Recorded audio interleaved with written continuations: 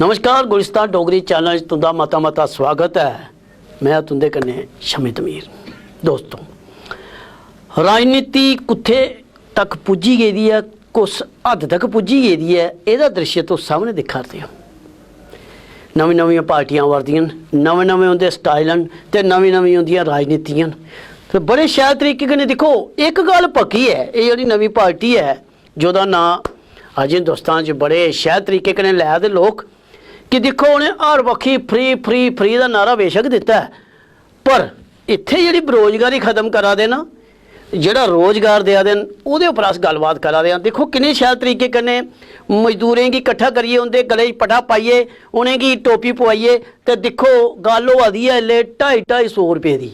तो ये मजदूर सारे हूँ लागन नारे कि जे इनकी दिहाड़ी लगी है, दिहाड़ी देग आप पार्टी, तो ये चली पे नारे लान। तो देखो नारे भी तुसें दसने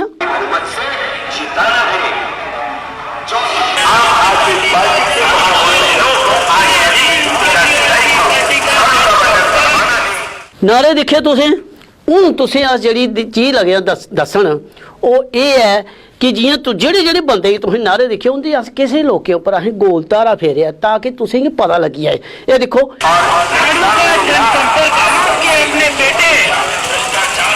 ये देखो ये देखो उन्हें वो पैसे दोबारा होर मंगा दा ते वो अगे अगले उसी करी जा दा। देखो ये नज़र पेगी उसी, सारी नज़र पेगी कैमरा मैन की नज़र पेगी तो वो थोड़ा जहा झचकी गया। हाँ देखो देखो देखो हूँ जी तुस अगली खबर दिखगे हो ना, वो खबर ये है कि किन्ने हिसाब किताब हुआ। तो ये साढ़े जेडे कैमरामैन है चोरी छुपिए ना, कैमरामैन ने बड़े ट्रिक करने जिसी आदे ना छुपे रुस्तम करने के। ये ट्रिक होंदा जेड़ा सुनिया कि किन्ने पैसे की गलबात होई दी है, किन्ने पैसे वो दिहाड़ी होई दी है, कियां कियां पैसे मिलगन। तो ये देखो